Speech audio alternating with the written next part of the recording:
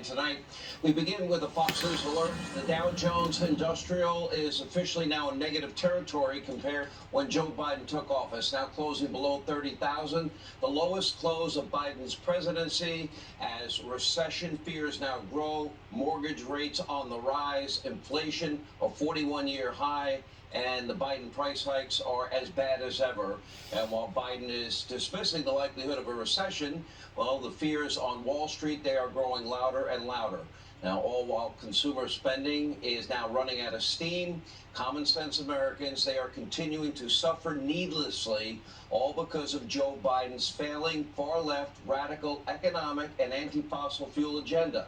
Now, from gas pump prices to the grocery aisle, 401ks, Biden's failures now are as undeniable as ever, as obvious as ever, and frankly, as dangerous as ever. So tonight, I'm going to start by asking a couple of very simple and a couple of very straightforward questions. Have you ever seen one president or one administration fail this much, this fast? Have you ever seen more incompetence, more bad policy, more outright lying than what we're now seeing from Joe Biden and the destructive Democratic agenda literally on a day-to-day basis? Record high gas prices, 41-year high of inflation, reckless spending, weak, very pathetically weak diplomacy abroad, abandoning our fellow Americans behind enemy lines in the Islamic Emirates of Afghanistan, rising crime, a baby formula shortage, relentless attacks on law enforcement, refusing to condemn Supreme Court justices and the doxing of their homes and their families and their churches, a complete catastrophe at our southern border, and a complete disconnect from reality. By the way, this is only 18 months into his presidency. We got a whopping 2.5 years to go because while Joe Biden's administration tries to cut clout, tries to tout their economic recovery, all of you, everyday Americans, your struggles tell us all a very, very different story, doesn't it? Take a look. Look, I think I was wrong then about the path that inflation would take. Inflation now running at 8.6%, the highest since 1981, and Americans are getting squeezed. Drivers are frustrated as the U.S. reaches another new record on gas prices. $140 fill up my van. That's crazy. I'm doing everything in my power to blunt Putin's gas price hike. This summer is going to be rough, I'll just be honest with you. Every time you go and shop, the price of something has gone up by so much. It's insane. After a disastrous report last week showing prices surging across the entire economy. Under my plan for the economy, we made extraordinary progress. It's hurting me. It's hurting me bad. I don't want to hear any more of these lies about reckless spending. We're changing people's lives. Yeah, that's how you get a 32% approval rating. Get this new poll from Rasmussen finding that the issues at the top of minds of independent voters, inflation, the economy, violent crime, the issues that Democrats seem to care about the least. But rather than admit failure, rather than do the sensible thing, reverse course, change policy, the Biden team, they just doubled down on dumb and dumber and stupid and more far-left lunacy, like attacks on U.S. energy independence and overseeing more than a doubling of the gas prices from the Trump administration. Green New Deal socialism, attacks on fossil fuels.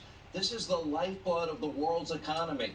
Attacks on our border patrol, as now we have the largest caravan to date marching their way right towards the border. Attacks on parents. Why? They dared to stand up to left-wing indoctrination in schools and talk about age-appropriate education for their kids, demanding excellence in teaching when we're failing them at a spectacular level. Joey himself refusing to condemn attacks against pro-life centers. There've been a lot of them. The White House's statement this week was tepid, weak, pathetic, not good enough, Joe. And it comes as Biden is now continuing to make one bizarre blunder after another. Here's a small sample of Joey, your president, the past 48 hours, including this comment about a CFO who recently passed away. See if you would maybe say it the same way.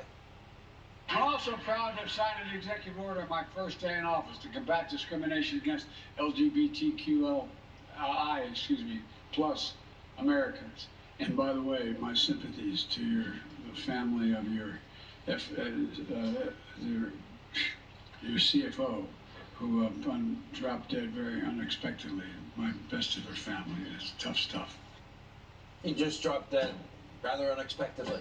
Weak, frail, cognitive wreck, out of touch, out to lunch. It's even why people like David Axelrod, Van Jones, and even Don Lemon starting to be honest about it. They're only 2 years behind me and this show. We were warning everybody during the campaign. It was obvious. It was transparent. We were telling people while he was hiding in his basement bunker, you could still see he was a cognitive mess and weak and frail. And get this, an explosive new piece from the far left Atlantic entitled, quote, Why Biden Shouldn't Run in 2024. The article begins, quote, let me put this bluntly, Joe Biden should not run for re-election in 2024. He is too old. Well, he's too checked out. It's not about age. Listen, I think anybody can give, Bernie Sanders can give anybody a run for their money. He's old. He's not checked out. He's not a cognitive mess. Anyway, the far left media mob, they're being forced to now grapple with what we have been showing you night after night, trying to warn you about. Joe Biden is unfit for this office. Sadly, he's unfit to be the commander-in-chief, and in my opinion, that is the toughest job in the world. Here's Joey, earlier today, appearing totally aloof and ignoring more questions. Take a look.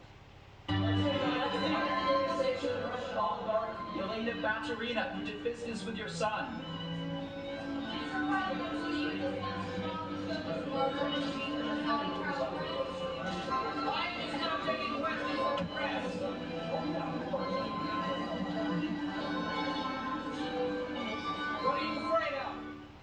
At least this time, when he turned to shake somebody's hand, there was actually somebody there. Now, rather than reset, rather than admit failure, rather than change course, rather than offer real solutions, Biden, the Democratic Party, they just play one blame game after another. They blame so-called big oil. They blame the pandemic. They blame Putin. They blame Republicans. They blame corporations, meat companies, rich people, and when all else fails, just blame Donald Trump.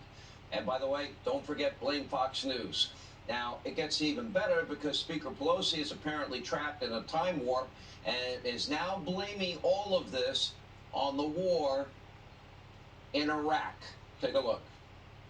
With all of the constraints that COVID has placed, look, we have the war in Iraq, we have COVID, which has really deterred more product coming into our country. Now, she's not far behind Joey. You got Kamala one heartbeat away from the presidency, Pelosi third in line. God help us. Let's be clear. Costs are rising because of Joe Biden and the Green New Deal climate cultists inside the New Green Deal Socialist Party who are running the show. Joe Biden artificially reduced the world's supply of oil. He killed the Keystone XL pipeline. He supported burdensome regulations to make it harder and harder to drill and to frack. He has relentlessly attacked the U.S. oil industry, even been talking about sending executives to jail for what? For making money? For producing what we need as a society to function? What is the world's life, the lifeblood of the world's economy? Now he's headed to Saudi Arabia. Remember, he called Saudi Arabia pariah country during the campaign, all while Democrats, overheated the economy with the so-called American Rescue Package that caused even more massive inflation. Now, they say that he's not going to beg the Crown Prince to produce more oil. They say that. He accused the Crown Prince of killing the journalist Jamal Khashoggi. Is he going to say it to his face? I tend to doubt it because he wants Saudi oil. Americans are struggling to pay their bills, all because of Joe Biden.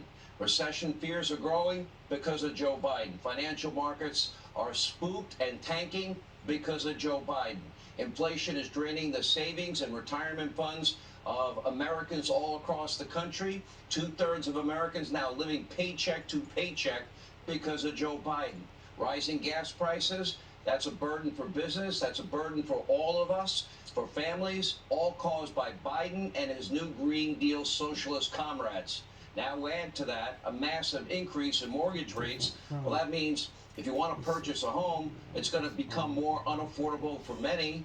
And sales of existing homes, they're already plummeting. New home construction it's about to come to a screeching halt. Fewer and fewer Americans will refinance their homes, property values. I know you thought you could sell your home a year ago for a lot more money. They're about to plummet, with probably notable exceptions. States that may not be hit as hard: Florida, Texas, Tennessee, the Carolinas. Why won't they be hit as hard? Because there's a ton of people leaving deep blue states like New York and New Jersey and Illinois and California, and they're moving to those states. So demand will remain higher. What we are seeing is a complete devolution of the Democratic Party, that party that is now hell-bent on decline and destruction, and so addicted to their cult, they will not even consider changing course. You have a party created, one big far-left political cocktail, and that's creating one bad crisis after another. From the Washington swamp, coast to coast, flyover country, city to city, everywhere in between. When Democrats are in charge, costs go up, crime goes up, quality of life goes down, and you make less money. Just look at the failing far-left DA out in Los Angeles, this guy, George Gascon. He's now being exposed yet again, as we're now learning the gang member accused of murdering 2 police officers in LA County this week. This guy has a long rap sheet, still out roaming the streets after being given a lenient plea bargain by Gascon's office last year. What was the charge? A weapons charge. Up in Oregon, a new investigation from Fox News finds that the state's effort to decriminalize drugs has now become one big unmitigated disaster. According to our very own Dan Springer, 16 months into this first in the nation experiment, the numbers paint a very bleak picture. Drug overdose deaths now hit an all-time high in 2021, 1,069. That is a 41% increase from 2020, while reportedly very few people are seeking treatment. So ask yourself, why would any community want to enable hard drug use? You're basically helping people kill themselves. Why would any community want to put the interests of hard drug users over the safety and security of ordinary citizens? And when they're high and wasted and out of their minds, they come into contact with people going about their daily chores. Now, unfortunately, in the Democratic playbook, law-abiding citizens have now become the enemy. Common sense Americans are now in the crosshairs of this new extreme far-left socialist democratic disaster, a party that coddles violent criminals, a party that puts illegal immigrants over Americans. Yeah, they get preferential treatment and a free phone, and you also get free transportation. You get a party that puts far-left climate fantasies over middle-class stability, a party that keeps putting America last. Under the logic of Biden and the Democrats, we can't drill more oil here at home, but we can beg Saudi Arabia, Iran, Venezuela, and OPEC to pump more. Under that Venezuela, OPEC, and Iran really got under your skin, and I don't blame you because of the human rights abuses in Iran, in Venezuela, in OPEC nations, in Saudi Arabia. You're right. We shouldn't be doing business with them. Well, Saudi Arabia particularly, Sean, it really, what you left out in that very gloomy litany there is that Saudi Arabia particularly, you have to remember, they fund all the madrasas that teach all these kids jihad, religious extremism, self-destruction, killing the infidel. To go to Saudi Arabia, I don't mean to Saudi Arabia. Is Iran worse? Is Iran any better? Is Venezuela any better? Are some of these other OPEC nations really any better? I think that's an excellent question. And, the thing about Iran, I do believe that there is room to be a little less confrontational. But listen, I'm not going to parse the Iranian mullahs are threatening. Realistic, harshly, They're threatening to wipe America and Israel off the map. They kill people for being gay. They torture women in that country. They kill with abandon. They're the #1 state sponsor of terror, Geraldo. You had it right. You were on the right track. You're losing it now. Right. I would rather not be forced to defend Iran right now. What I would rather do, if you don't mind, is address Joe Biden and the unraveling of the Democratic leadership of the country right now. it is very, very pessimistic, the portrait that you paint there. And I don't necessarily disagree. But I do believe, despite all his faux pas and despite Nancy Pelosi confusing the Iraq war with the Ukraine war, there are some factors at work here that are not necessarily their problem. I mean, we did suffer a pandemic. We do have Putin invading Ukraine. We do have big oil experiencing record profits. There are some non-political reasons for this dilemma. Charlie, we have all of the resources here. This is the main point.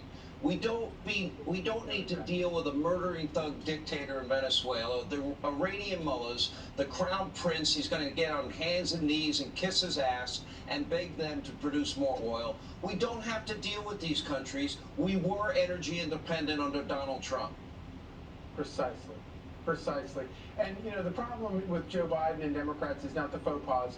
The problem is their policies. And their policies are specifically designed to ensure that the United States of America is not energy independent, which means that the United States of America has to go around the globe and deal with the worst kinds of people all over the globe in order to get what it is that we want in order to survive.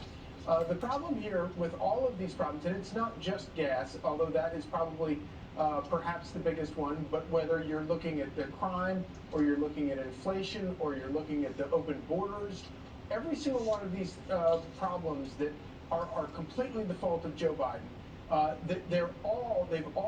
You cannot hide from them as a politician, but every single one of these things can be drawn directly to the policies of Joe Biden, Nancy Pelosi, and the Democrat Party. And I don't think that it ever, and certainly in my time following politics, I've ever seen a set of issues that are so perfectly aligned that the American people feel, and you can tie to the policies of these incumbents, and the ads write themselves. I tell you, it's simple. All of this was preventable. All of it's fixable.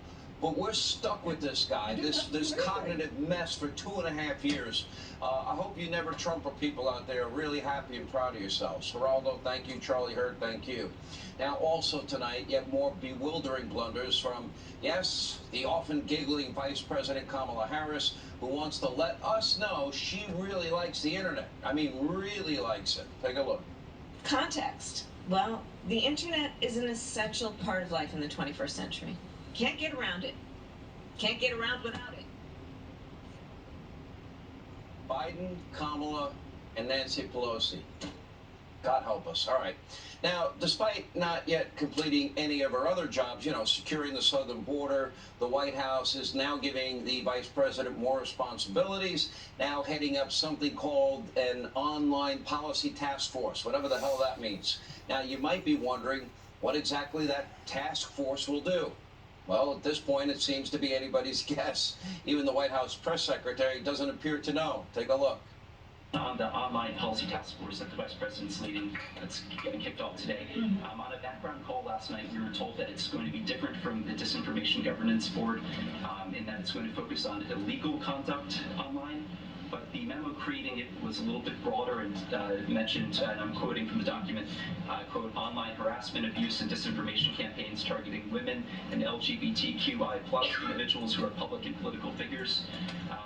Can you clear up the disinformation charge? So I would need to talk to her team. I was not on the background call, so that specific language that you're providing to me, I would just have to check in with her.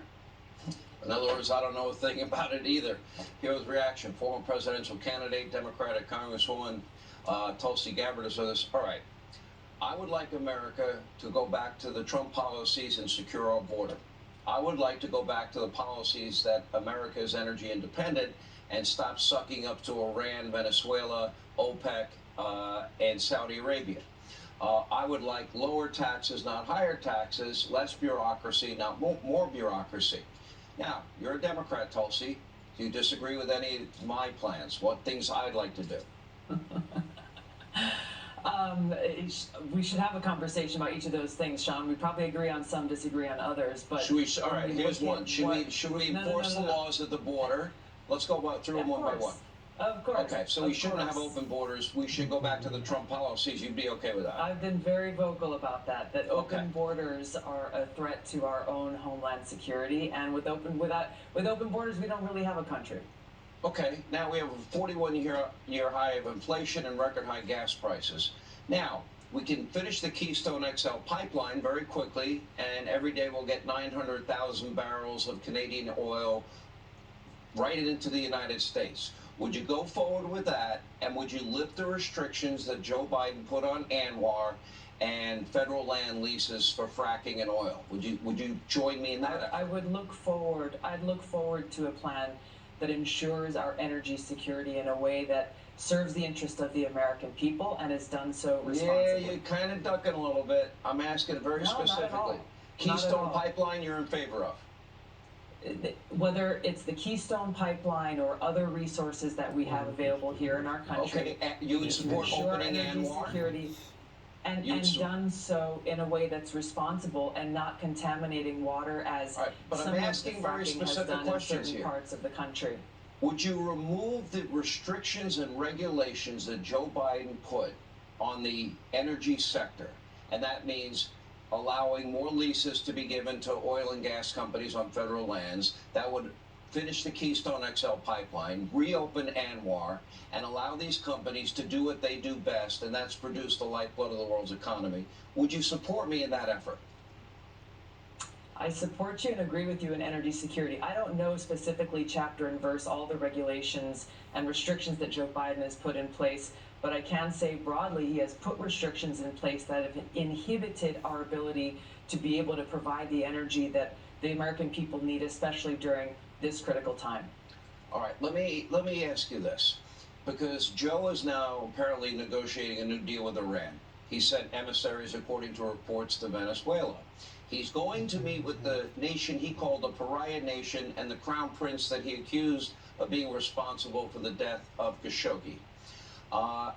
Wouldn't it be better for our national security, for job creation, to help reduce the price at the pump and help reduce inflation if we again became energy independent and instead of artificially reducing the world's supply of oil, increasing the supply of oil? Wouldn't that drive down prices, and wouldn't that also help drive down inflation? It would. So you should elect me president. I should run. So, but your party. All right, here's the main question. That's what I was trying to get to. But your party refuses to look at the damage they've done and shift course. Why? That's a great question, and it's a question for Joe Biden, for Kamala Harris, and for the leaders of the Democratic Party. You and I have had many conversations about how the leadership of this party is unfortunately taking our country in the wrong direction. And this latest initiative of this online policy task force is just yet another example of their self-serving ambitions. The American people need to stand guard because they are determined to undermine our freedom of speech, and we cannot allow them to do that because that will bring true darkness to our democracy. You know, we're getting pretty dark right now. People, poor, middle class, people on fixed incomes, they're dying out there because of this. Right. Thank you, Tulsi Gabbard. Coming up, Nancy Pelosi still refusing to condemn the violent rhetoric coming from the left. This as far-left groups are now openly targeting pro-life centers. The great one, Mark Levin. I talked to him earlier. He's pretty worked up. He's next. All right, the U.S. Supreme Court has not released its decision in this hotly anticipated abortion case that has not stopped the left from threatening violence if they don't get their preferred outcome. And today, when Nancy Pelosi was actually asked directly whether Democrats and their rhetoric is to blame for the threats and the assassination plot, for example, against Justice Kavanaugh, she dodged the question, spewed more abortion alarmism. What kind of answer is this? Take a look. As far as the abortion case is concerned, there have been a number of attacks on churches, on crisis pregnancy centers. Republicans are going after Democrats for not saying anything, and they're saying that your rhetoric is contributing to these attacks on these prices. Well, let me just say this. A woman has a right to choose, to live up to her responsibility. It's up to her doctor, her family, her husband, her significant other, and her God. This talk of politicizing all of this, I think, is something uniquely American and not right. Hey, Nancy, is it hard to condemn the rhetoric? Is it hard to condemn the harassment, the intimidation? Not really. And by the way, we still haven't heard a single word from Joe Biden about the attempted assassination of a sitting Supreme Court justice. Now, keep in mind, these are the same Democrats that were silent about the 574 riots in the summer of 2020. They were either quiet or the same ones that were out there saying, oh, no, they're mostly peaceful. They're only obsessing over one riot that we saw on January 6th. The same ones, they refused to ask why the president authorized the National Guard to be deployed up to 20,000 troops, and Nancy Pelosi, Chuck Schumer, Sergeant of Arms, and by the way, the Capitol Police Chief, they never were given an answer, although Muriel Bowser put it in writing. By the way, even when they were warned that things would get out of hand, they did nothing. With reaction, as the host of the #1 show Sunday nights here on Fox, Life, Liberty, Levin, syndicated radio host nationally, American Marxism bestseller. I call him the great one, Mark Levin. Dr. Levin, take it from here. Yeah, it's funny. They say Trump didn't respond quickly enough on January 6th, but he did respond on January 6th. And here we have the axis of evil, Biden, Schumer, and Pelosi, who still haven't responded to an assassination plot against a Supreme Court justice. With their violent rhetoric, they still haven't responded to the threats that are coming down, the potential need of the National Guard to protect the Supreme Court. The left is extraordinarily violent, whether it's the summer of 2020, whether it was the riots during the inauguration of Donald Trump to try and prevent his being sworn in to be president, whether it was the attack on the second branch of government, the executive branch, at the White House and injured 50 Secret Service agents. But this committee, made up of 7 leftists and 2 disgruntled never-Trumpers, 9 reprobates, obviously doesn't care about that. That's what I want to talk about. We don't have a system like this in America where we trust people so much that they don't get challenged. What's happening, the first time today I watched 40 minutes of this hearing, and I was disgusted. It's all choreographed. They have teleprompters. They splice in their video. It's all cherry-picked. No contrary witnesses, no contrary evidence, no cross-examination, no opposition, no motions, no challenges. And we're supposed to believe this, and the media sit there on their thumbs and talk about, oh, we had big information today. And the legal analysts, same thing. Well, we learned a lot today. You learned nothing. This isn't a pursuit of the truth, and I'll give you 2 perfect, simple examples. I was told from a high-ranking person in the Mike Pence circles. They said Michael Ludig, who was their chief witness today, who sounded like, frankly, like Robert Mueller, he said they never asked Ludig for an opinion. Ludig was not an advisor to Pence. Ludig was not counsel to Pence. They tell me, anyway, Ludig never spoke to Pence. I'm told he volunteered, quote-unquote, his analysis by submitting it unsolicited to the vice president's office. You didn't get any of that today, and yet if there is somebody to question Ludig, maybe we would have learned about that. I'll give you another one. Bill Barr now is being celebrated. Remember, they hated him, they wanted to impeach him, they wanted to hang him from a telephone pole like Mussolini. Now they love him because he's useful. Well, I have a letter here, it's public, from former U.S. Attorney in Philadelphia, William McSwain, June 9, 2021. He says, in part, on Election Day and afterwards, our office received various allegations of voter fraud and election irregularities. This is the U.S. Attorney in Philly. As part of my responsibilities as a U.S. Attorney, I wanted to be transparent with the public and, of course, investigate fully any allegations. Attorney General Barr, however, instructed me not to make any public statements or put out any press releases regarding possible election irregularities. I was also given a directive to pass along serious allegations to the state attorney general for investigation, the same state attorney general who'd already declared that you could not win. I disagreed with that decision, but those were my orders, quote unquote. Wouldn't it be nice when Barr was testimony that somebody was there to challenge Barr? Somebody there was to challenge Ludig?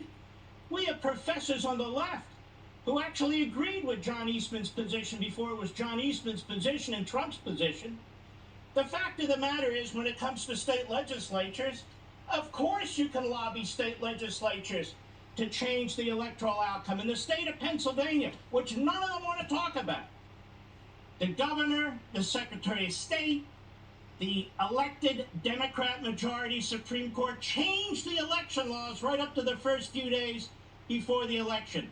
That violated Article 2 of the federal Constitution because the legislature was Republican and wouldn't make those changes. They talk about there's 60 lawsuits, and judges said no. The final say is with the state legislature, not with judges. Not with judges. Donald Trump, whatever you think about the advice and all the rest, had every right to ask state legislatures to look into this. It is not clear. Hello, it is not clear under the United States Constitution. It is not clear under the 12th Amendment what the responsibilities of the Vice President of the United States are and how they are limited. So, to not have an opposition, to not have a legal challenge right there in the committee, to not challenge these witnesses, this is a railroad job. Pure and simple. And it's time the media get off its ass and pay attention, and the legal analysts act like real lawyers. That's it. You can't ignore the fact that you have 4 people as witnesses that say that they saw Donald Trump. They were there. Donald Trump authorized up to 20,000 troops. And then in writing, the mayor of D.C. turns it down. Nancy Pelosi's not even going to be asked by the committee. Whatever. All right, Mark Levin, great one. Thank you. Straight ahead. Congresswoman Ocasio-Cortez dodging more questions about whether she would support Joe Biden in 2024. We've got the tape. Newt Gingrich will react. That's next. All right, almost every day, daily, Joe Biden proving he's unfit to be president, and with the upcoming midterms and the 2024 presidential election fast approaching, faster than most people think, Democrats in the swamp are keeping their distance from their president. Now today, Fox Business's Hillary Vaughn caught off with AOC. She's still struggling to explain why she won't directly endorse Biden for president in 2024. Take a look. You said you were apprehensive about supporting him in 2024. Is that because he's not been progressive enough for you? What do you want to see him do to win your endorsement for a second term? Well, for me, it's not about apprehension. It's about, 2024, 2 years away. I'm concerned with the midterm election. So, that's why I said we'll cross that bridge when we get to it. But I support whoever the Dem nominee will be. Thank you. All right, out of control inflation, skyrocketing gas prices, baby formula shortages, the list goes on. So it's no wonder the Democrats in Washington want to stay far away from Biden. But it's not all bad news. Newt Gingrich's organization, American Majority Project, they're now laying out how Biden's failures now represent what is truly a historic opportunity to dramatically expand the GOP brand, broaden its base to be a real, true representative of Americans' party. Anyway, here with reaction, former Speaker of the House, a Fox News contributor, author of Defeating Big Government Socialism, Saving America's Future. And by the way, Newt will be discussing his book on Talk Shop Live at 6 p.m. Eastern on Monday. Great to have you back, Mr. Speaker. I kind of like the no-tie look. It looks good. I wish I had that look. I don't like the tie. Well, thank you. I just thought I'd be a little casual tonight. If I'm right, and I pray I'm wrong, I think this is only the beginning of economic hardship for most Americans. I mean, it's getting very bad very quickly. If you listen to Goldman Sachs, they're predicting as many as 8 more rate hikes within the next year and a half. That's a lot of rate hikes. That means that will stop home building. Sales of existing homes will stop. Housing home values will go down. Valuations will go down, and that is usually people's biggest investment. They're going to lose a lot more money. We see what's happening to people's 401ks and their retirement money. They're losing a fortune, billions of dollars. Your thoughts on what this means politically? Well, I'd say, first of all, what you're saying is a classic refight of what Reagan and Carter went through, and to some extent, what we've been through in the recent past. Those of us who believe in supply side economics, like Larry Kudlow, we understand that what you want to do is increase the supply of goods and services to mop up the inflation by giving people more things to buy. On the left, they believe in a demand side approach that says, in order to stop inflation, we have to crush demand. And to crush demand means people can't afford a house, they can't afford gasoline, they can't afford food, go down the list. So what you have with this weird left-wing idea, you can punish the American people for bad government. And that's what we're talking about. Big government socialism has failed. It's not going to deliver. So let's punish the American people to get the inflation under control. Now, the problem in a free society is, folks don't like being punished. So the average person's out here. I told you the other day that my wife Calista had gone and filled up her gas tank for $104.50. She was in shock. Imagine the impact across the country as people begin to realize, you can't find infant formula. Apparently, you can't find tampons in some states. You can't buy all sorts of products. You can't afford the gasoline. You can't afford diesel fuel. Diesel fuel translates into food prices because it's the diesel trucks that bring the food to the grocery store, so you can't afford your groceries. All these things are compounding, and you've got this guy who's totally out of touch with reality, giving weird speeches. You had one the other night I saw where he talked to the AFL-CIO. He sounded crazy. I mean, what planet does he live on? What planet does the White House staff live on? Because they're describing a world that doesn't exist for average Americans. One piece of data, in the special Texas election, Tuesday night, in a Latino area, a county shifted 38 percentage points from Democrat to Republican. Now, let me repeat that, 38. You apply that across the country, there are almost no safe Democratic seats. With every statistic I throw out every night, and it gets worse every night, you would think that people that had common sense would change course, realize their policies aren't working. When you got elected in 1994, it was 2 years into the Clinton administration, he said the era of big government is over, the end of welfare as we know it. Do you think the Biden or the New Green Deal socialists will change? We got about 45 seconds. No, and Bill Clinton had to fight the White House staff and said to them, if I do what you want me to, I'll be defeated in '96. I have to agree with Gingrich. And that's why we got all the stuff done. Biden can't do that. These people are basically, it's a secular religious fanaticism. They can't deal with reality. They can't deal with the facts. They can't look at how the world really works. And so they keep trying over and over again. And the other thing is, look at his cabinet. There's nobody in there who's ever been competent at anything. There's nobody who's managed a company, delivered on jobs, created anything. So you have a bunch of folks who are there because of their particular fitting various and sundry personality types. They don't have a clue. So it's not working. And we just did a poll, as you know, where 87% of the American people said they want to go back to the America that works. And that, I think, is the new American majority. Almost 9 out of 10 people who know this ain't working. If Republicans can become the party that wants it to work, and the Democrats become the party that explains that therefore it's not working, it's just over. Mr. Speaker, thank you. When we come back, Congresswoman Lauren Boebert is taking action after she claims the Democratic PAC is spreading lies about her. Greg Jarrett has legal analysis next. What are you recommending for muscle pain? Based on clinical data, I recommend.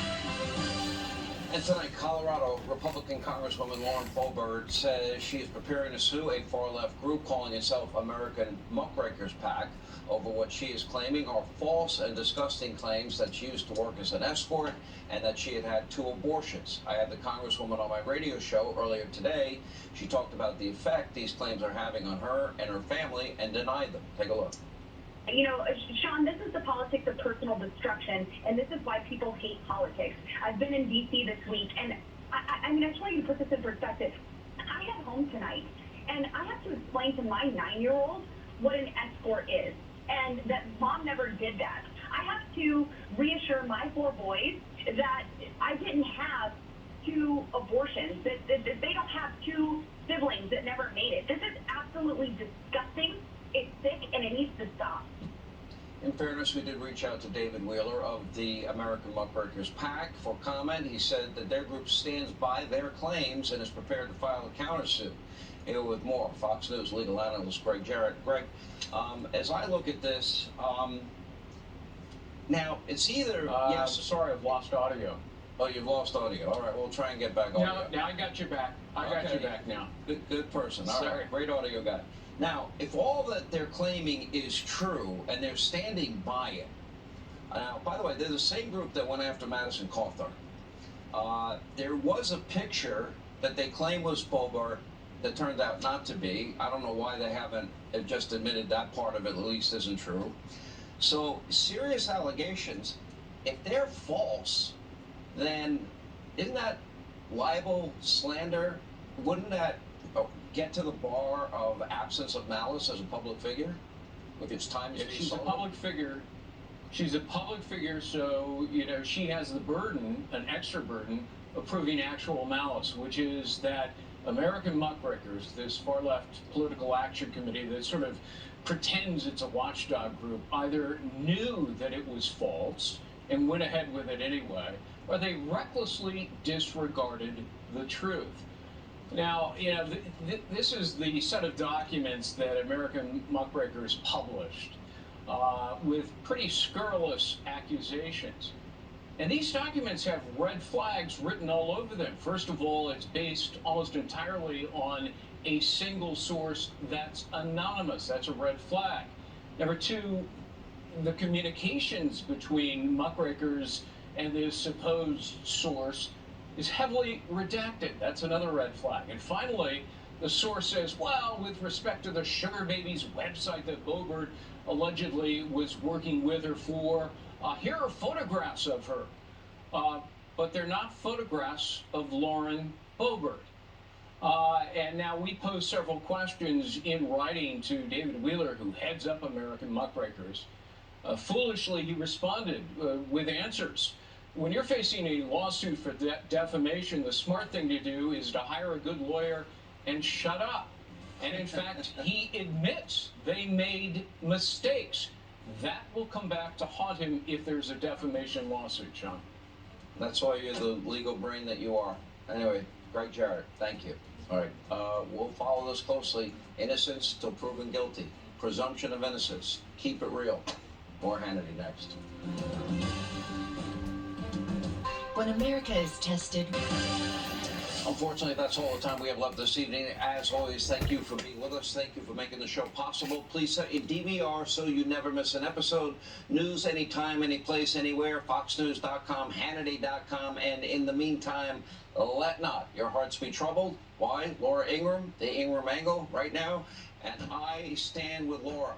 I have a question for you. Put the seat down. I have a... That threw me for a loop. There was actually a congressman involved with that controversy, but I will not name names, okay? Oh, I'm going to keep the cone of silence, okay? They're not supposed to use a certain bathroom, but they... Anyway. But, Sean, here's my question. You're always saying set your DVR, as do I. What do you have on your DVR? Like, what do you record on your DVR? Could you tell us?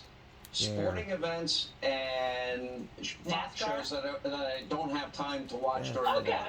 Okay. All right. That's really boring. Your show is on because sometimes I want to watch it from the beginning, but I don't want to watch it till 11:30. Got it. Okay.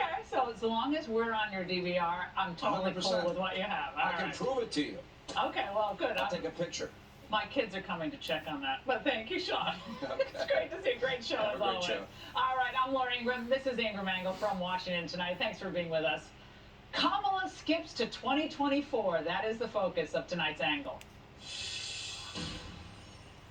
Now, frantically trying to shake off his lame duck status, Joe Biden's busy rallying support in the Senate.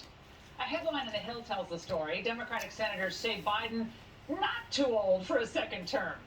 Senators are trying to sound enthusiastic about the soon-to-be octogenarian. Now, one of Biden's closest allies on the Hill, Chris Coons, said I look forward to working hard for Joe Biden in 2024. Come on. And Bob Casey predicted he's going to be the nominee and he's going to be strong. But they know what we know. Come on. There is no Joe-mentum out there.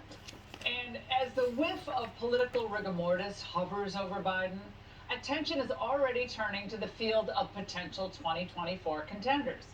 Now, first up, Kamala Harris. Now, if you're doing the pros and cons, the only real pro I can think of is that she knows her way around the West Wing, like where all the bathrooms are and stuff. Other than that, she's been a total bomb. They made her the de facto border chief, remember that? And what does she have to show for it? Since Biden took office, more than 3 million people have been encountered or apprehended entering the United States illegally from over 150 countries. Now, the vice president, of course, avoids the border subject altogether, refusing to address the huge uptick in the illegal border crossers and the number just over the last 6 months. Now, the numbers, by the way, are not slowing down. In the first 5 months of this year alone, more than 1 million people have been encountered or apprehended entering the country illegally. They total more than the individual populations of Delaware, South Dakota, North Dakota, Alaska, the District of Columbia, Vermont, and Wyoming. Well, at this point, how is this called anything but an ongoing invasion of the United States? Historic numbers here, 239,416 illegal crossings. That is now the highest number in DHS history. There were 100,699 Title 42 expulsions, representing only about 42% of the total, and there were a staggering 14,699 unaccompanied children. That's up 21% over April. Kamala Harris said about a year ago that extreme progress was being made at the border. She's honestly useless. I don't know why she's in that position.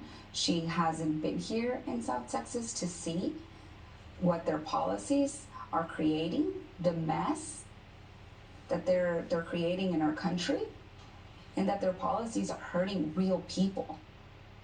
Now, our president and vice president and the incompetent radical they put in at DHS, they're all responsible for this. Now, in a sane world, this subversion of our sovereignty would be an impeachable offense. But in Kamala land, it's grounds for a promotion in 2024. And we haven't even touched on her extensive gaffes. We have to have the ability to address the root causes of why people leave. Root causes are based on the problems and the challenges that people are facing. A diplomatic test turned political quicksand. Her allies in the White House and elsewhere are watching it and just kind of wondering what is going on. We've been to the border. You haven't been to the border. And I haven't been to Europe. We're told that some of what she said on the trip were answers to questions, maybe even obvious questions. Those answers have White House insiders perplexed. I am here, standing here on the northern flank, on the eastern flank, talking about what we have in terms of the eastern flank and our NATO allies. Vice President Kamala Harris on a visit to Poland came under some criticism. Okay. A friend in need is a friend indeed. And now, perhaps in an attempt to expand her impressive resume of failure, Kamala Harris is taking on yet another role, one that will do nothing to help the average American, but will burnish her left-wing bona fides. I give you Kamala Harris, information and surveillance czar. We continue to see how some acts of mass violence have followed expressions of online hate and abuse. This task force, then, will tackle a threat that has been far too real for far too many people for far too long. It will lead to more evidence-informed policies and interventions.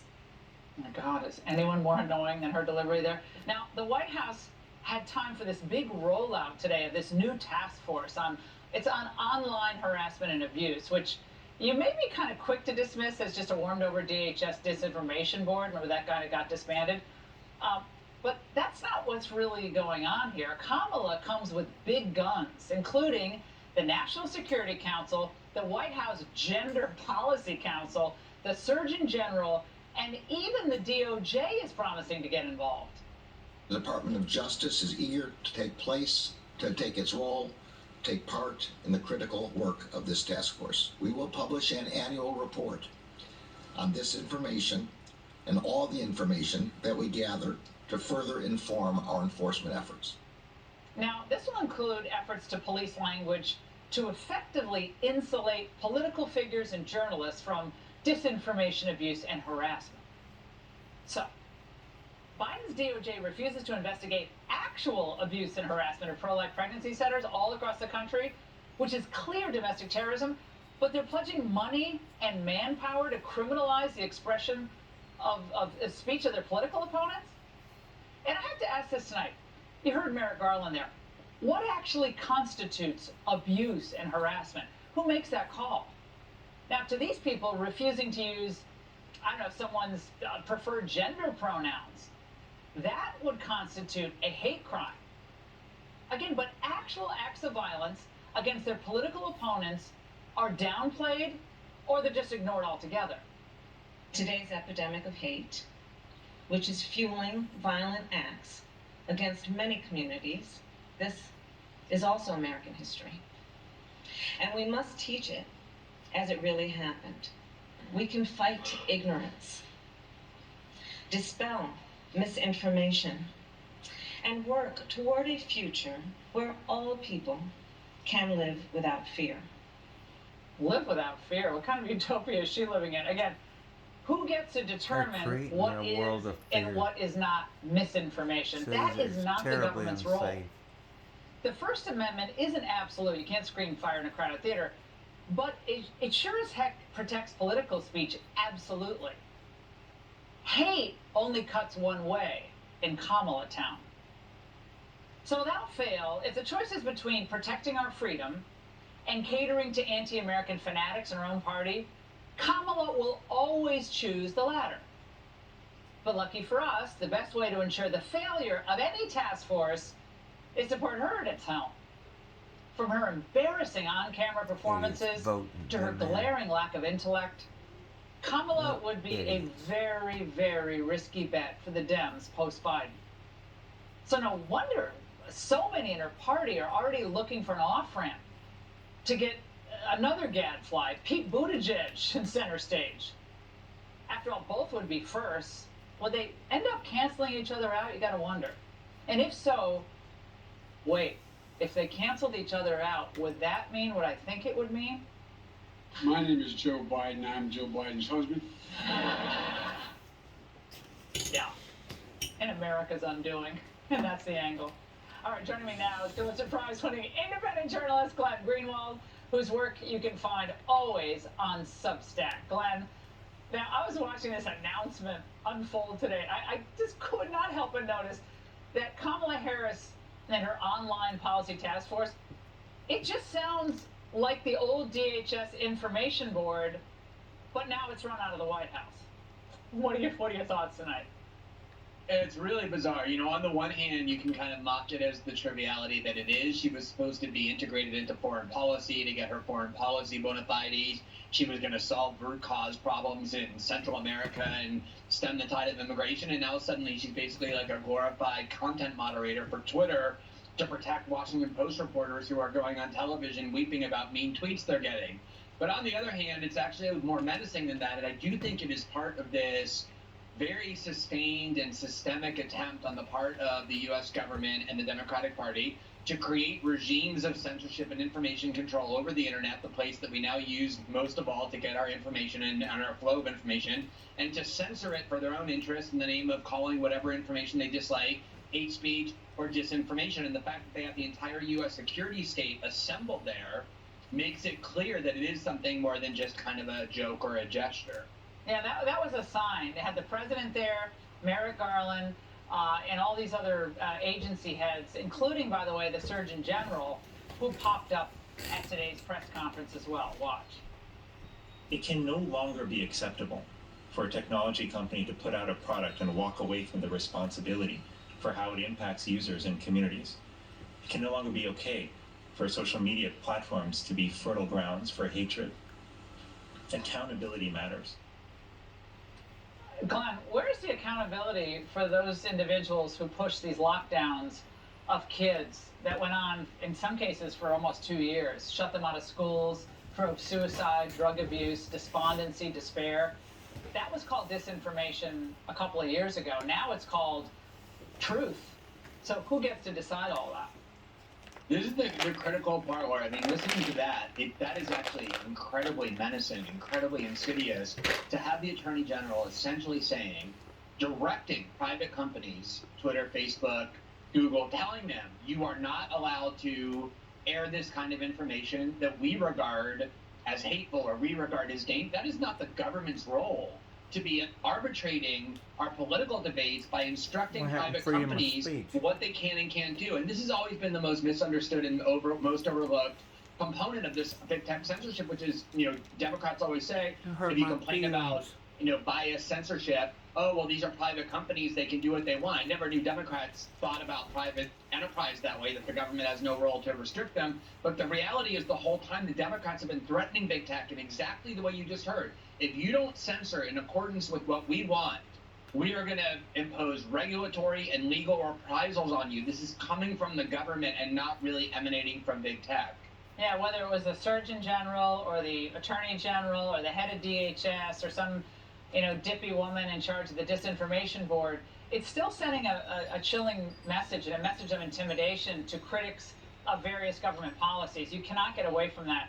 And Glenn, there was a pretty sparsely covered House hearing that it took place a couple of days ago, and a professor that the Biden DHS is giving over like $500,000 to, he exchanged in this interesting conversation with Congressman Dan Bishop. Watch. Stochastic terrorism. You describe it as, quote, a form of incited terrorism whereby a communicator has access to a platform and big audience. You also say that with respect to the 2019 El Paso Walmart mass shooting of people of Hispanic descent, that President Trump was a stochastic terrorist of that event, right? Correct. Among others, yes. Okay. It all relates to data and collecting data as to whether one connects to the other. And that's the research I'm trying to conduct now. So Glenn, now the professoriate is in on the game as well. Yeah, what they're doing is promulgating theories that have been long used by censors to justify censorship over the internet. So let's imagine that you probably recall 3 years ago, somebody went to a softball field where Republican congressmen congregate to play softball and shot as many as they could, almost killing Steve Scalise. It turned out he was a very fanatical fan of the Rachel Maddow show. He loved Bernie Sanders. You could use that same theory we just heard to say, oh, well, they're incitable terrorists. They lead people to do violence. Or the person who just got arrested outside Brett Kavanaugh's house attempting to murder him because he didn't like the way he was going to vote on Roe and gun control. And you can say, who radicalized him? These are terrorists. These are the worst and most dangerous theories that have long been debunked and discredited, to say any information that I want censored, it's not really speech, it's terrorism, it's disinformation, it's hate speech. It's all the same thing, which is an attempt to prevent us from having the right of free speech the Constitution guarantees. Glenn, great to see you as always. Now, while the January 6th meetings, they've kind of sucked all the oxygen out of the Acela corridor, there's at least one pressing issue that is largely being ignored. The fact that many January 6th defendants are still languishing in D.C. jails. Some without ever having been officially charged, if you can believe it. Congresswoman Marjorie Taylor Greene sought to draw attention to this injustice yesterday. We have people, American citizens, their rights are being abused, their due process rights are being abused, their human rights are being abused, and their families are being abused. And it's happening right here in Washington, D.C. We are the only two members of Congress that have actually been in that disgusting jail and seen the conditions that these people are being held in pre-trial before they have been convicted of any crime. Georgia Congresswoman Marjorie Taylor Greene joins me now. Congresswoman, good to see you tonight. What can you tell us about the current state of affairs in the D.C. jail system with these January 6th defendants at this moment? Well, Laura, unfortunately, I can't tell you much because the mayor, Muriel Bowser, is refusing to allow me and other Republicans to go in and tour the jail.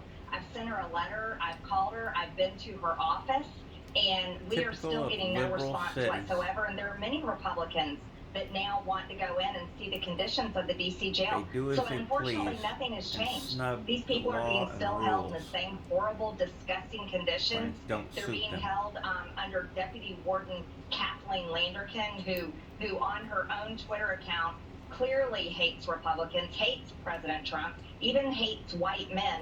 And this is a serious condition. These people, when I saw them, and this was months ago, they weren't shaven. They weren't allowed to shave. They weren't allowed to get haircuts. They weren't receiving medical treatments. They weren't even receiving proper nutrition, and they weren't allowed to see their attorneys. They had to choose between going outside or calling their family. And this is real human rights abuse, Laura. It's a process that is being completely violated. Their due process rights are violated, and it shouldn't be happening in our country. It shouldn't be happening to anyone. I don't care what your political background is. I don't care for whom you voted or what your belief system is. You have the same rights as everyone else. At least that's what I thought America was all about. Now, speaking of January 6th, Congresswoman, I want to play an exchange that happened between Jake Tapper of CNN and Congressman Adam Schiff. Justice Department officials have been asking the committee to turn over about 1,000 witness transcripts, but the committee, your committee, has so far refused. Why has the committee not cooperated with the Justice Department? I've never seen the Justice Department say, give us all your files. And we're working with them to make sure they get what they need, consistent with our own investigative needs. Liar. That was weird, Congresswoman. What do you make of that? That is weird. Well, here's what I make of it. I think they're lying. They're making up an entire story, and none of it's true. They're lying about President Trump, all of his staff. They're lying about Republican members of Congress, like Barry Loudermilk, who they've recently attacked, and he's now receiving death threats. You know who they don't interview, and they aren't having transcripts, and they're not showing their interviews? They're not showing Ray Epps.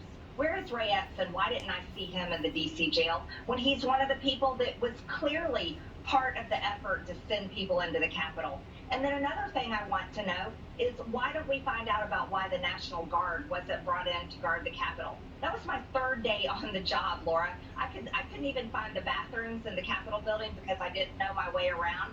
And I was shocked when that happened. I don't know why Nancy Pelosi didn't bring in the National Guard when so many people had requested it. But as for Adam Schiff, well, he's always creating a story that's not real, and we've already been through it with the Russian hoax. And the American people are so sick and tired of it, because it's the American people that pay all of our salaries. They pay for the Department of Justice. They pay for the courts. They pay for everyone in Congress. They pay for the Capitol building. But that's a slap in their faces, and it's such an insult to think that if you dare go address your grievances with your representative, or actually go and use your First Amendment rights, that you may end up thrown in the D.C. jail, and maybe you never see the light of day like the people that are still there rotting away. I mean, all of this is so insulting, and the hypocrisy is screaming, and it's deafening, and I just think it needs to end. It's awful. Well, voters going to have a chance to have their say in November, and we'll hear what they think of all of this. Congresswoman, great to see you. Thank you so much. But up next, get ready for our new feature, Reading with KJP. Plus, one of the biggest proxy vote scandals out of Congress we have ever seen. Coming up, stay there. We're unveiling a new feature tonight on The Angle, so gather the children around the television because it's time for Reading with KJP.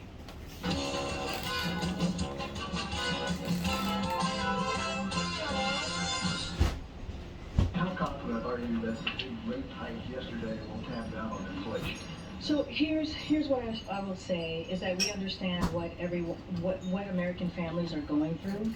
As you know, this has been a priority, bringing down inflation. Why isn't the president asking oil companies to drill more here in the U.S.? So let me just give you a little bit of a rundown of why we are here. Oil refineries have still not brought refinery capacity back to the pre-pandemic levels. At the same time, Putin's invasion of Ukraine put pressure on global supply, and gas prices have gone up by nearly $2 since before the invasion. Given the rising interest rates for mortgages, Can you say if the White House is concerned about housing affordability? So we know that housing affordability is a central challenge for families.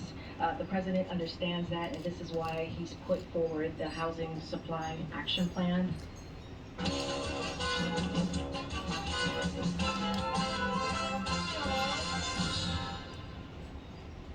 Well, according to this White House, Joe Biden has not just saved the U.S. economy, he has it humming. Well, what's the reality? Well, the Atlanta Fed now says the second quarter GDP growth will be, wait for it, 0. The Philly Fed index slipped into contraction territory in June for the first time since the COVID lockdowns. And speaking of first, because we all love first, the Dow was down sharply on recession fears, closing below 30,000 for the first time since January 2021. Our next guest predicted this months ago on this show. Here now is Kevin Hassett, former chair of the Council on Economic Advisors under Trump and Hoover Institution fellow. Kevin, what did you see that others in Biden's orbit missed? Well, the obvious, right? I mean, the fact is that when you and I talked about it, you already knew that what I was saying was true, that we're basically in an inflationary spiral because of the spending binge that Biden gave us. And they're also attacking U.S. companies and U.S. capital. Like the letter to the oil companies is just a tiny little bit tip of the iceberg of what their regulators and tax hike threats have been doing to supply. So they're attacking supply. And they're feeding demand, and that gives us inflation. And so it was obvious that that was going to happen. And it's obvious that, you were just giving us a reading episode with KJP, but she probably is the person who understands the economy best in this White House right now. I mean, if you look at it, they're completely clueless. Biden came out and said it's bizarre, the theory that their spending had any effect on inflation. But the San Francisco Fed, where Janet Yellen used to be president, has put out a study saying that almost all of the inflation is attributable to Biden's plans. And so they're in denial, they're destroying the economy, and basically Democrats in Congress need to step up and send an adult down to the White House and explain it to them, because while they're in denial, markets are panicking. Yeah, and in an interview, to get to your point, in the Associated Press, Biden got really defensive about the inflation issue. He said a recession is not inevitable, and then he bristled at claims by Republican lawmakers that last year's COVID-19 aid was fully to blame for the inflation reaching this 40-year high. He called that argument, Kevin, bizarre, but here was his own Treasury Secretary, Janet Yellen, last week, as you noted. That spending produced excellent rewards for Americans, and at most it contributed modestly to inflation. Now, Kevin, it seems now like they're all coming after Janet Yellen. Her days are numbered. Right. Right, and there's a very chilling Bloomberg story where there were, they said double-digit White House sources that were saying things like, Janet Yellen isn't allowed in the meetings, and she hasn't been in the meetings since the beginning, and then the Yellen camp is putting out defensive statements as well, and it really does look like, Bloomberg actually said, it looks like they're getting ready to scapegoat Janet Yellen, but the person who should be scapegoated is the sort of grumpy old man who's throwing hissy fits about the bad economy and pointing his finger at everybody else, now even his own people, and then saying crazy things like higher government spending doesn't lead to higher inflation. That's like the first thing you learn when you study economics in high school. And so I'm really, really concerned. You might recall that when President Trump basically Fauci gave him the shutdowns. He really didn't want to do it, but we had the shutdowns. We had the worst quarter since the Great Depression. But we were out there when I was in the White House, speaking frankly about the terrible economic news and then telling people what our plan was to fix it. Here what they're doing is they've got terrible economic news and they're denying it, and that's why markets are panicking. I don't know what the bottom for markets could be, given how fabulous this White House is. Yeah, it doesn't look like we're anywhere near the bottom, given this leadership in the White House. Kevin, you were on this so early. We really appreciate it. Thank you. And relatedly, businesses across the country are complaining that they can't hire workers. You've heard this complaint. And sometimes the workers they have hired, they just don't want to come into the office. But in the end, you have to think about it this way. You can kind of see their point when the federal government, including many in Congress, routinely just work from home if they're working at all. Now, we warn them that allowing all of this would be abused. From telework to proxy voting, This has to end at the federal level. I mean, you guys can just stay at home and, vote in your pajamas.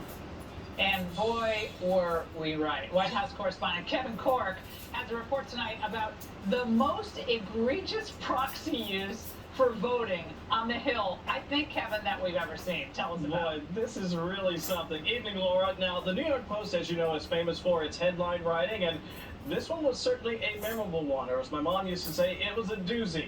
It says, "Oh la liar," as in, what a liar. Okay, here's the backstory. The Post reports that a New York congressman by the name of Mondaire Jones used a congressional COVID rule to assign another lawmaker to vote for him on more than a dozen bills in the House, all while he partied on the French Riviera at HBO star Issa Rae's lavish wedding. And now there's actually two parts of this, frankly. On the one hand, yes, proxy voting is a thing. As you just pointed out, Democrats and Republicans do it. I mean, come on. Florida Congresswoman Frederica Wilson's been in the Sunshine State for what?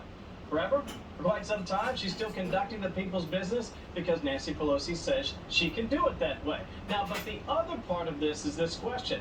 Was Congressman Jones lying when he said it was fear of the Rona that kept him from showing up to work on Capitol Hill, or did he just want to say au revoir and head over to France for the Tony wedding for Issa Rae? Now, the critics say, obviously, duh, that's what he wanted to do, but Jones says not so fast. Besides, other people use proxy voters, so there must be one reason and one reason only that people are singling him out. It's because you are racist.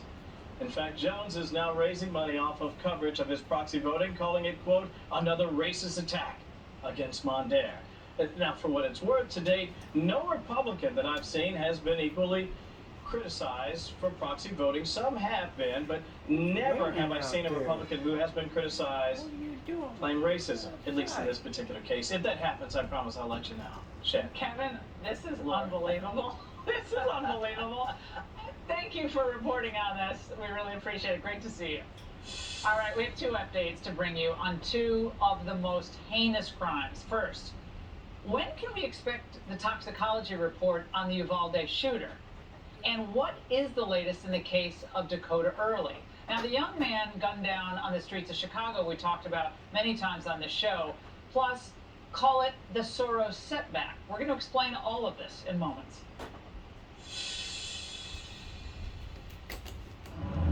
We want to bring you updates on two stories we've covered extensively here on The Angle. First, we documented the tremendous impact drug use has on mental illness and crime, including the mass shooters. And that's why we think it's so important we get the toxicology report on the Uvalde shooter. Well, today, Chris Olivares of the Texas Department of Public Safety told us we haven't received any updates regarding the autopsy and the toxicology report. Now, for such a high-profile case, we can't speed this up? What? Okay, well, we do have new information, however, on another horrific crime.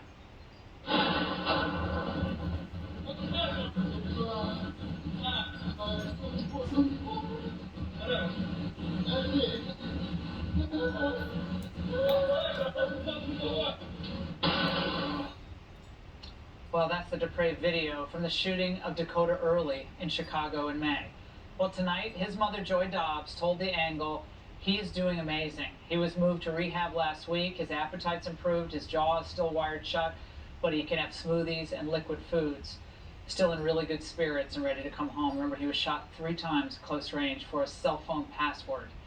And as for the shooter in that case, his name is Tyshawn Brownlee. He's charged with 5 other robberies in Lakeview and Lincoln Park areas in the lead up to that shooting. In fact, Brownlee was on a crime spree at the time, and police believe that he was involved in a robbery crew that's responsible for 20 to 30 robberies in the weeks leading up to the Dakota Early shooting.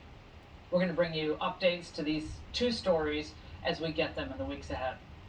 And speaking of heinous gun crimes, this was the scene outside of LA when 2 officers responded to a call about a possible stabbing at an El Monte hotel.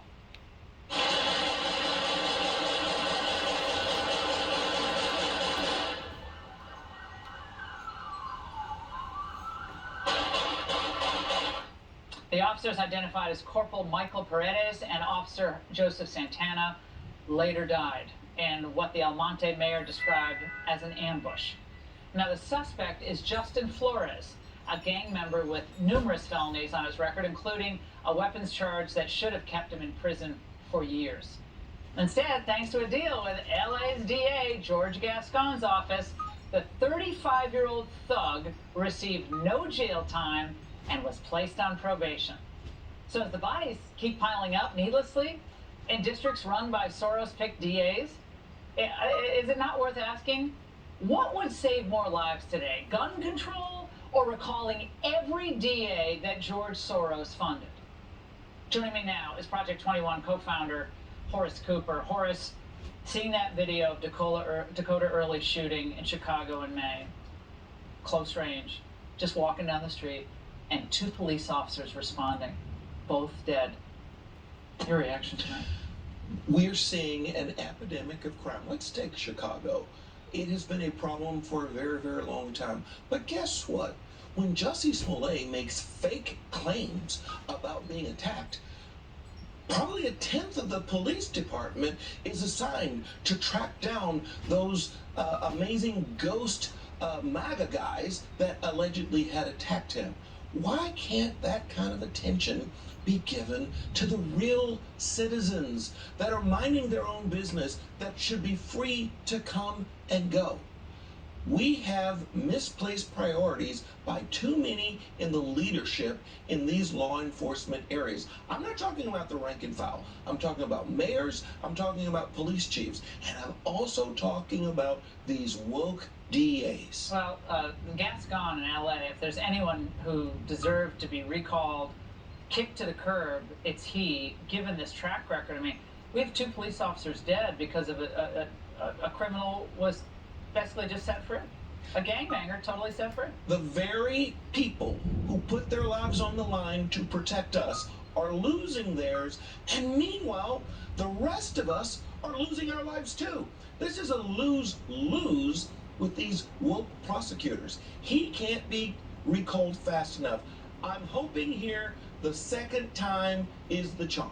Well, Soros has spent about $40 million by one estimate on so-called social justice reform causes, including these DA races. Our friend Joe Scarborough over at MSNBC, though, has some talking points about criticism of Soros.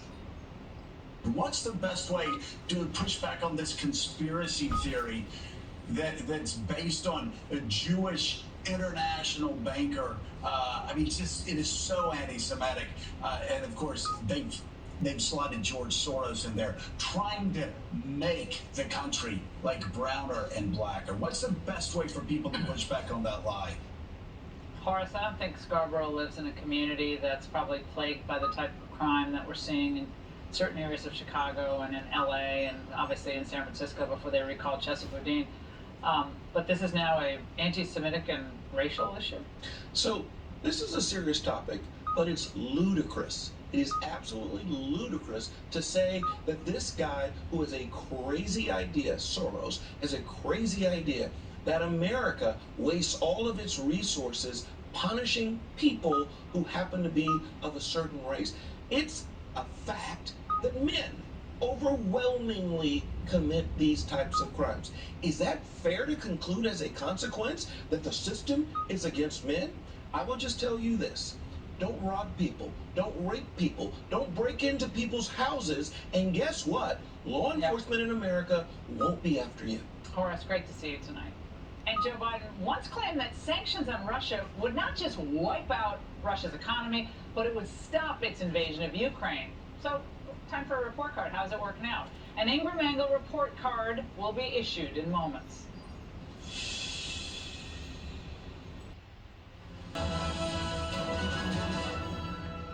Do you remember when the Biden White House repeatedly assured us that there was one tool that could hobble the Russian war machine? I'm authorizing additional strong sanctions and new limitations on what can be exported to Russia. This is going to impose severe cost on the Russian economy, both immediately and over time. The president believes that sanctions are intended to deter. The sanctions are designed in the first instance to try to deter Russia from taking further aggression. Just in 1 year, our sanctions are likely to wipe out the last 15 years of Russia's economic gains. You might recall I had a slightly different take on it. When most of Europe is still buying oil from Russia, and when China's there to pick up the slack, our oil sanctions, they're not nothing, but they're basically symbolic. They're sanctioning Russia, but with their incompetence or their purposeful radicalism, combination of the two, they're really punishing Americans. As we know, sanctions rarely work. So 5 months later, where does the thing stand? Well, number one, Russian oil revenues have soared. Russia took in about $20 billion in oil exports in May. That's as much as they were taking in pre-war. Number two, the Russian ruble hit 3-week highs against the euro and the US dollar. Number three, its military effort hasn't been stalled at all. In fact, Russia now controls almost the entire Donbas region. And finally, according to Bloomberg, Biden officials are now expressing concern that the penalties are instead exacerbating inflation, worsening food insecurity, and punishing ordinary Russians with more than Putin or his allies. Here now is William Ruger, president of the American Institute for Economic Research. Dr. Ruger, was this inevitable from day one? Yeah, I mean, sanctions rarely work to change the behavior of target states. Sure, you can punish the people of the state, right? They can suffer, but you're not going to actually cause state leaders to give up what they consider to be so important to their vital national interests. In the case of Russia, that's the situation in Ukraine. So often what you get is a kind of feel-good response, right? This is feel-good activity when other types of interventions are just deemed to be too costly, like direct military intervention. So, again, it was foreordained in many ways. And oftentimes when they are successful, they just take a lot of time, and it isn't necessarily on something so vital like Ukraine. Well, the fact of the matter is the revenue from Russia's fossil fuel exports have exceeded what the country is spending on the war in Ukraine, according to a report in the New York Times. So they're making a huge amount of money. In China, as I said back in March, once we knew they were going to be buying oil from Russia, that was kind of game over. I mean, this was all kind of ridiculous. It was like kabuki theater in a way. Yeah, again, this is just yet another case of the kind of unintended consequences we see from misguided actions. I mean, we heard about these yachts, right, that we had seized, and then we have to pay for their upkeep. That's a kind of small example, but we see this in terms of oil prices, food prices, and then you see the United States saying, look, we need to provide subsidies for global food assistance. And again, it's like, a case in which these were very predictable. Scholars have been studying this for decades and finding that sanctions are oftentimes not very helpful. So, again, very predictable. And, really, that's kind of typical of what we've seen from this administration are policies that sound like they're going to be helpful to the American taxpayer or people abroad, but they actually shoot ourselves in the foot. Yeah, I thought that whole seizing the yacht thing was such, again, it was kind of choreographed theater. It looked kind of sexy. You're going to take the big yachts, and that's going to show them. But it did nothing. And now we're having to pay, as you said, for the upkeep of the oligarchs' yachts. William, great to see you again, as always. We gotta roll. Up next, we get you ready for summer. How do we do that? Well, stay there. We'll find out.